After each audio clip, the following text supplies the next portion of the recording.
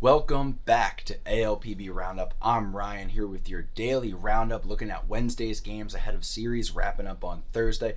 We're 35% of the way through this season, more than 2/3 of the way through the first half. So we got one playoff race that looks just about wrapped up for the first half in one division, and then we got another one that's just getting started. So we'll break that down a little bit here. We're going to kick things off in Lancaster, where there was what I'll call a fairly normal game offensively, in that there were only 37 base runners. I don't even know. Lancaster's wild.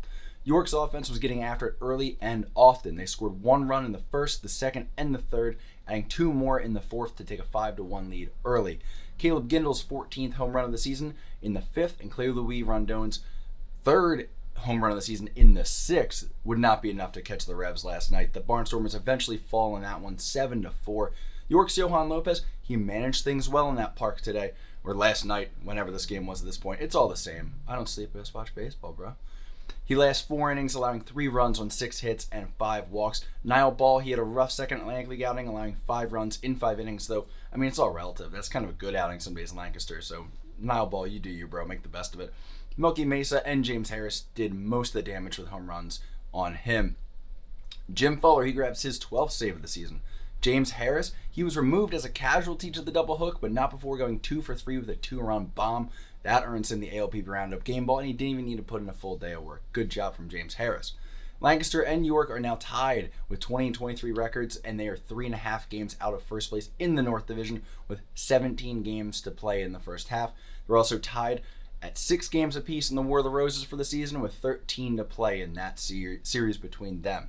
Now let's check in on the tied teams that those two tied teams are chasing. First, on, not in, Long Island, the Ducks handed the ball to their leading man these days, Joe Iorio. Iorio, he was hoping to get them back in sole possession of first place in the North Division. West Virginia, they looked to Ark Sakula to spoil the evening for the home team. This was a really interesting back and forth game, so we'll kind of pick it apart a little bit. In the top of the second, Norberto Susini, recent signing, RBI single, scored Alberto Callaspo to get things started for the Power.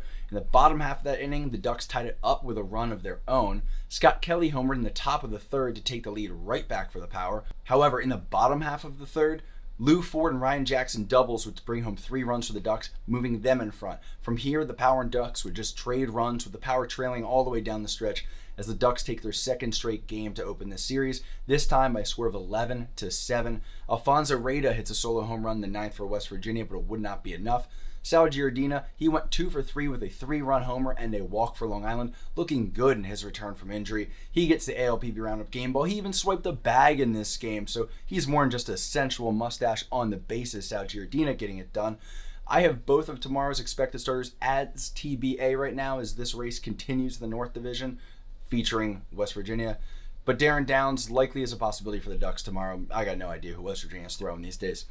On the other side of the two teams at the top of the North Division, Southern Maryland was looking to solve the Lexington Legends, entering this game 0-4 against Lexington on the season. They looked to Blake Bivens to get it done. Blake, he'd match up against Henry Owens, and it got off to a rough start. The Legends overcame an early 1-run deficit with a Keon Barnum 3-run homer in the bottom of the first. He is just a menace to society these days. That man's just heating up, and it's going to be a problem if he can continue this into the second half, because the Legends can kind of already start looking that way. The Legends took a 4-1 lead into the fourth when Southern Maryland's Bronson Butcher, a new guy, great name, singled home Alex Crosby and Joe DeLuca to tighten that lead to 1 run. Lexington pulled away again on a Tillman Pugh solo home run in the fourth, and RBI singles from Omar Artson and Cole Sturgeon in the fifth, opening their lead to 8-3. But the Blue Crabs began chipping away at that lead. Michael Baca singled home Artson in the 6th, and David Harris hit a 2-run homer in the 7th. Alex Crosby made it back-to-back right after that, hitting another homer to cut the lead to 1. Before this inning was through, Kent Blackstone found a way to drive Will Decker in to score and tied the game at 8 apiece.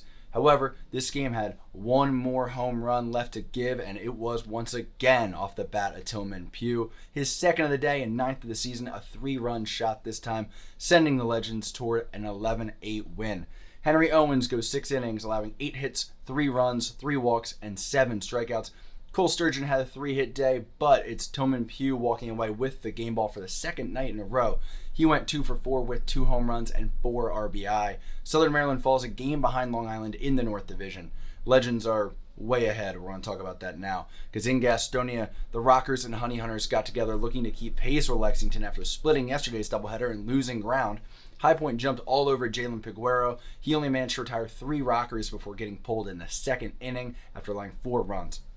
The Rockers left the second inning up 5-0. They tacked on 2 more in the third to open the gap to 7 runs. Steven Cardullo added a 3-run homer in a 5-run 6th inning as High Point ran away with this one. He'd end his day with 4 RBI. An Armindo Escobar home run, the 9th, would be Gastonia's only run and their second hit in what would be a 12-1 Rockers win. Cooper Casad was dealing in this one, man. 7 shutout innings, 1 hit, 2 walks, 6 Ks. He allowed a walk and a single in the first, walked the leadoff man in the second, and said, that's it for the day, perfect the rest of the way. So he's got to get the game ball right. No, because Michael Russell exists. Cashed in High Point's first 5-hit game in franchise history, going 5 for 5 with a double and a ribby. He is now hitting .377 on the season. He's red hot in July, average on the month up to .535 through 11 games. He is not to be trifled with, people. High Point stays 9 games behind Lexington with 3 weeks left to catch them. I don't think that's going to happen. Gastonia is now 10 games back with the Power a game behind them. I'd expect to see Will Kerwin on the mound as Gastonia tries to split the series tonight. Ricky Knapp projects to start for High Point. I would say you can make a case High Point isn't necessarily out of it. If they win tonight and if Lexington stumbles against Southern Maryland and then they go into the weekend series against each other and High Point manages to find a sweep, despite the fact that I think they're like 1-9 or something like that, or 1-8 against Lexington to start the year. Even then, though, they're 5 games back with about 2 weeks to play. So I don't see High Point catching them. The projections certainly don't see High Point catching them. I think the odds of winning the division right now are like 90 for the first half, like 98% for Lexington, something like that. So High Point would have to get on quite the run here, but this Cooper Casad start might just do something for them, getting that bullpen nice and fresh, getting them a little momentum. Michael Russell continues to drive home runs and get on base. That's a possibility for them. But I'll call it a day here from ALPB Roundup. We'll be recapping this entire series tomorrow before the weekend. I will be gone for the weekend, but I'll be sure to leave behind some like breadcrumbs of content, and we'll do a series roundup on Sunday, and we'll talk about all of the things I missed and all the chaos, I'm sure, in the North Division. I'm Ryan from ALPB Roundup. You have a good day.